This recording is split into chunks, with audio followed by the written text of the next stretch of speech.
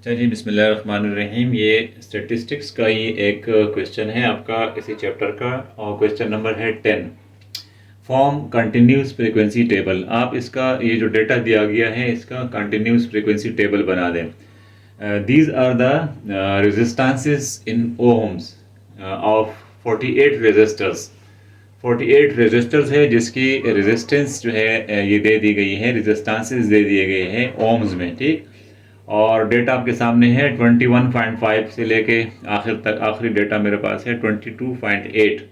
तो इससे total 48 number of observations.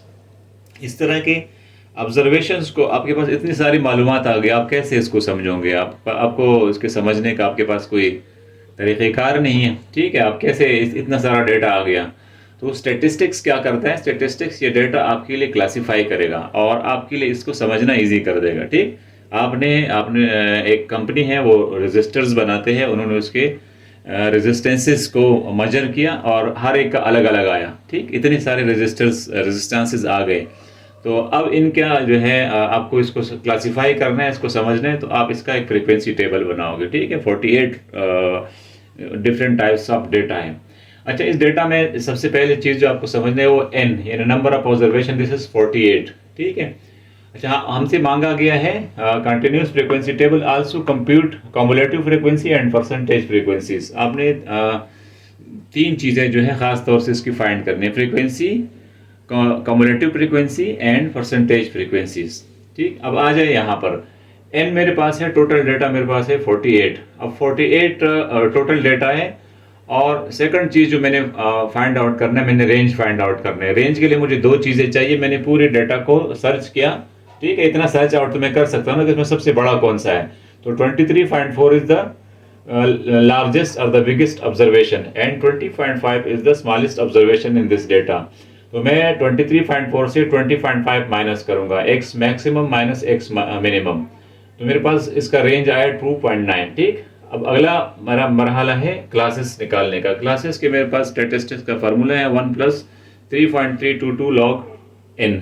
Log N मेरे पास है 48, तो log 48 हो जाएगा। ये कैलकुलेटर से कर लूंगा तो ये आ जाएगा 6.58 आ जाएगा, ठीक। अच्छा, ये आप कैलकुलेटर से भी कर सकते हैं, ऐसे भी कर सकते हैं, इसमें इतना ज़्यादा मुश्किल नहीं है, ठीक। लेकिन अभी कैलकुलेटर्स अवेलेबल है। जिस ज़माने में चीज़ें बनाई गई थी उस ज़माने में कैलकुलेटर्स नहीं थे, ठीक। ये अर्ली 90s की स्टेटिस्टिक्स है। अब तो कंप्यूटर है, इसकी इतना ज़्यादा ज़रूरत नहीं है, बट लेकिन दीज कोर्सेज पढ़ाए जाते हैं बेसिक्स क्लासेस में, ताकि स्टेटिस्टिक्स का आइडिया बंदे को आ जाए। नहीं तो सारा काम कंप्यूटर कर लेते हैं, एक्सेल कर लेते हैं, कंप्यूटर सॉफ्टवेयर कर लेते हैं। अच्छा, ये 6.58 बनेंगे 7 क्लासेस। और आपका एच जो है, एच वेट है, दो क्लासेस के बीच में कितना फासला होना चाहिए? एक क्लास है, ये दूसरा क्लास है, ये तीसरा क्लास है, इनके बीच में फासला कितना होना चाहिए? तो इसके लिए आप h मालूम करोगे, r डिवाइड बाई k।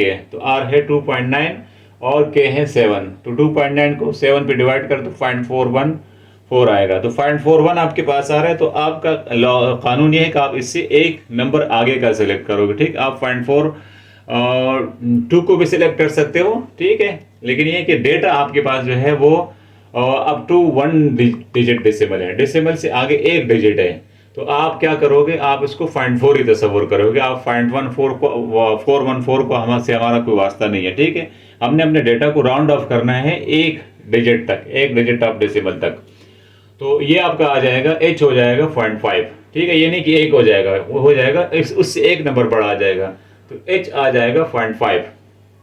अच्छा, अब अगली मेरे पास बारी है। जब मैं डाटा करूंगा तो मुझे क्लास लिमिट्स चाहिए। मेरा लोअर क्लास लिमिट, पहला क्लास लिमिट मेरे पास सबसे छोटी ऑब्जर्वेशन है 20.5, और अपर क्लास लिमिट मेरा है lower class limit plus h minus D.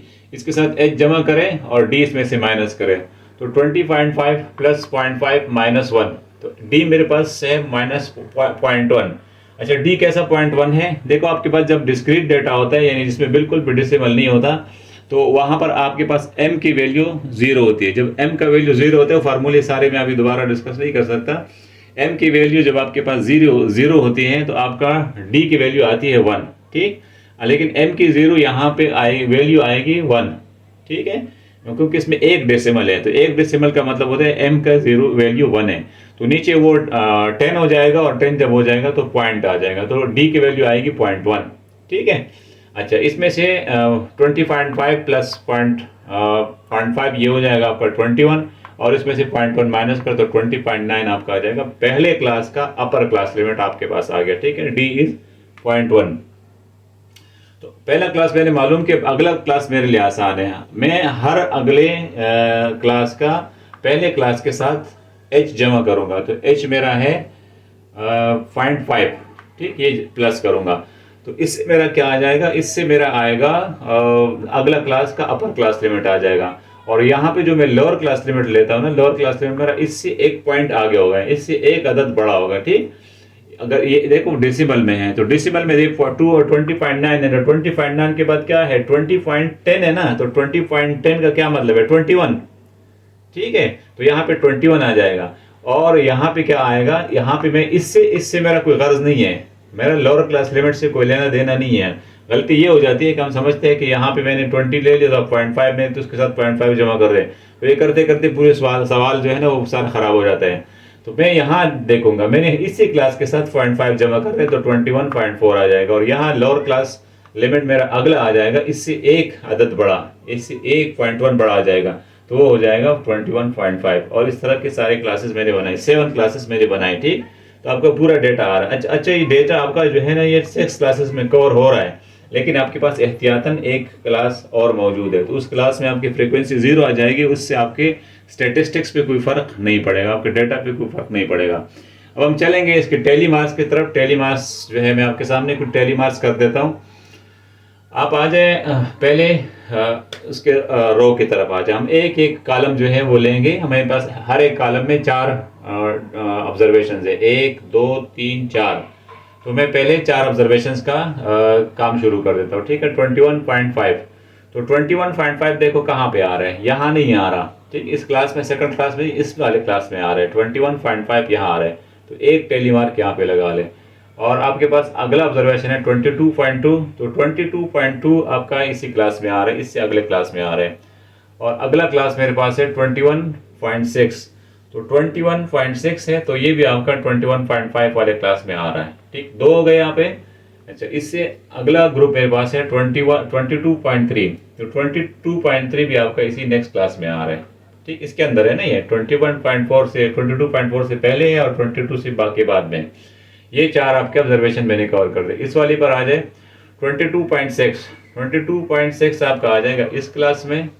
22.3 आपका इसी क्लास में आएगा, और 22.2 आपका आ जाएगा, 22.2 will come in this class. And 22.9 आपका कहाँ आ जाएगा, वो इसी क्लास में आ जाएगा। आसान है।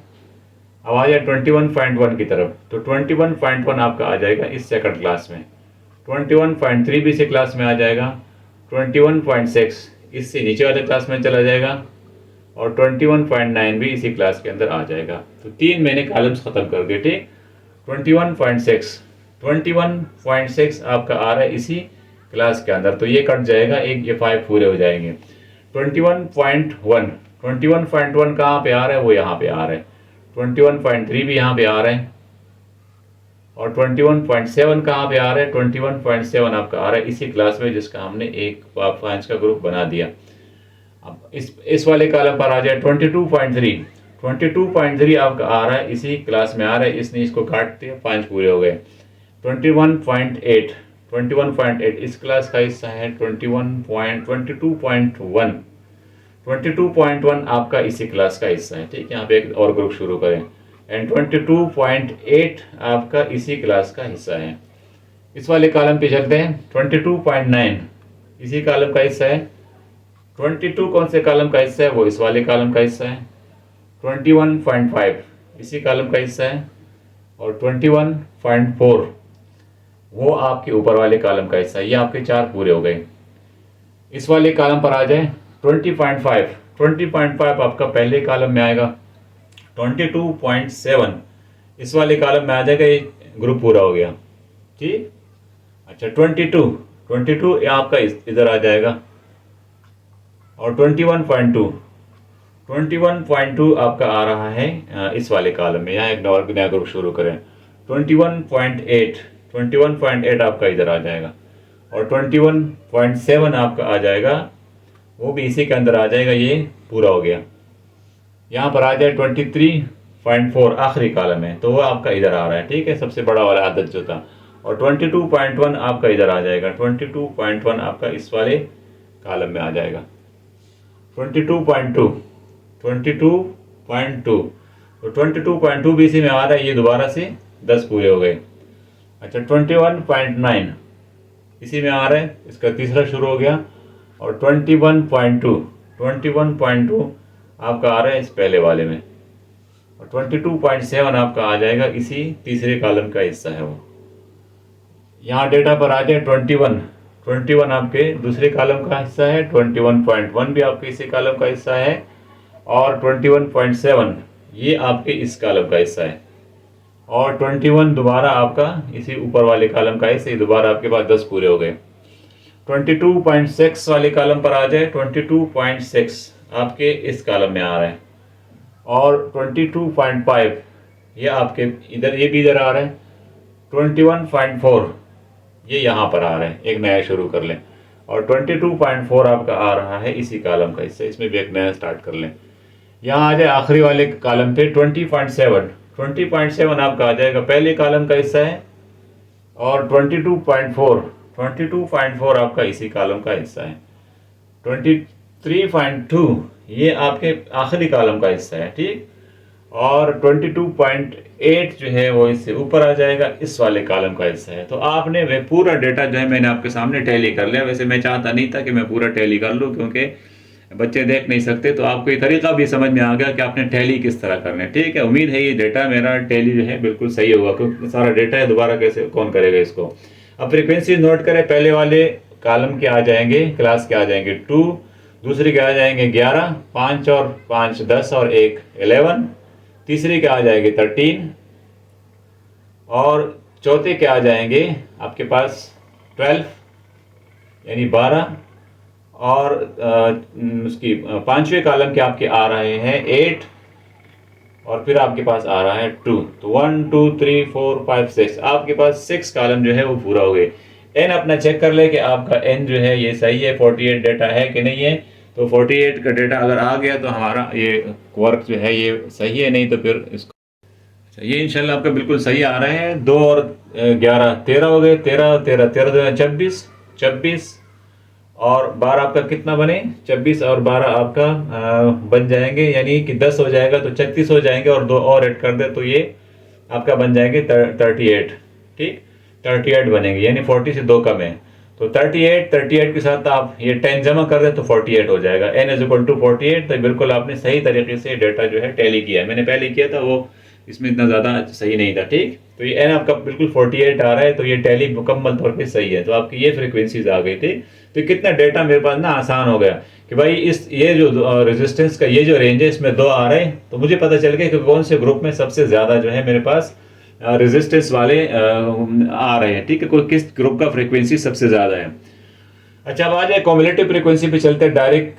कम्युलेटिव फ्रिक्वेंसी 2 हो गया, 2 के साथ 11 प्लस करें तो ये हो जाएगा 13 के साथ 13 तो 26 हो जाएगा, और 26 के साथ 12 जमा करें तो कितना बन जाएगा, 26 प्लस 10 36 और 2 38 प्लस 8, तो ये हो जाएगा आपका 38 और 8, ये हो जाएगा आपका 46, ठीक। 2 हो जाएंगे 40 और 6 रह जाएंगे 46, और ये आपका हो जाएगा 48। तो यहाँ से भी पता चला कि आपका डेटा आपने बिल्कुल सही तरीके से आपने कैरी किया है। अच्छा अब मेरे पास एक और यहाँ पे ऑप्शन है कि मैं मुझसे मांगा गया है इसकी परसेंटेज फ्रिक्वेंसीज, तो उसके लिए मुझे चाहिए रिलेटिव फ्रिक्वेंसीज। तो मैं रिलेटिव फ्रिक्वेंसीज जो है पहले फाइंड आउट करता हूँ। अच्छा ये मैंने इसके निकाल दिए रिलेटिव फ्रिक्वेंसीज, ठीक, f/n। तो हर डेटा को आपने डिवाइड करना, 2 को, ये फ्रिक्वेंसी 2 है तो 48 पे डिवाइड करनी, यहाँ पर आएगा 0.04। अच्छा इसमें एक चीज़ ये है कि आपने जो आगे के डेसिमल्स भी इसके साथ लिखने होते हैं, ठीक है। मैंने बहुत एहतियात किया कि 2 डेसिमल तक लिख ले, इस पर आपने 3-4 डेसिमल लिखने होते हैं, ठीक है, नहीं तो फिर डेटा आपका जो है वो थोड़ा बहुत गड़बड़ इसमें आ जाता है। अच्छा ये 11/48 का ये आ जाएगा, 13/48 का ये, इस वाले के कारण कॉम्युलेटिव का इससे कोई ताल्लुक नहीं है, अलग से आपसे मांगा गया था, ठीक है। तो ये रिलेटिव फ्रिक्वेंसी अगर मांगा नहीं है, लेकिन ये आपको परसेंटेजेस में हेल्प करता है। तो ये आपके इसका सबका मजमूआ 1 आएगा, बशर्ते कि आपने सारे डेसिमल को कवर किए ना, डेसिमल को आपने आगे तक लेके जाना है। जैसे 0.0412 है तो 12 आगे आपका नीचे इस 1 को नुकसान पहुंचाएगा, ठीक। जैसे मैंने ये किया तो 96.4 आ रहा था, यानी इसमें तो 99.4 इस तरह आ रहा था, इसमें 0.06 का फ़र्क आ रहा था। तो उसकी वजह ये है कि हमने ये जो डेसिमल लिए ना वो कम लिए हुए हैं, ठीक है। तो ये इसका पूरा मजमुआ, वो 99.4 का मतलब ये 100 है, तो ये आपका 100 आ जाएगा और ये आपका 1 आना चाहिए रिलेटिव फ्रिक्वेंसी हमेशा के लिए। तो ये मैंने इसका एक कंटिन्यूस क्लासेस का, कंटिन्यूस डेटा के कंटिन्यूस क्लासेस का एक डेटा टेबल बना दिया। उम्मीद है ये स्टैटिस्टिक्स के स्टूडेंट्स को, जो लोग रिसर्च में इंटरेस्टेड है और जो स्टैटिस्टिक्स पढ़ रहे हैं, इस तरह के आप फ्रीक्वेंसी टेबल जो है कंटिन्यूस टेबल फ्रीक्वेंसी फॉर्म कर सकते हो। इसमें आपके समझने की चीज़ सिर्फ ये मेथोडोलॉजी है, ये तरीक़ाकार है, ठीक है। बाकी ये कैलकुलेटर का और आपका टाइम देने का काम है, ठीक। उम्मीद अच्छी लगी होगी तो चैनल को लाइक करें और सब्सक्राइब करें। बहुत शुक्रिया।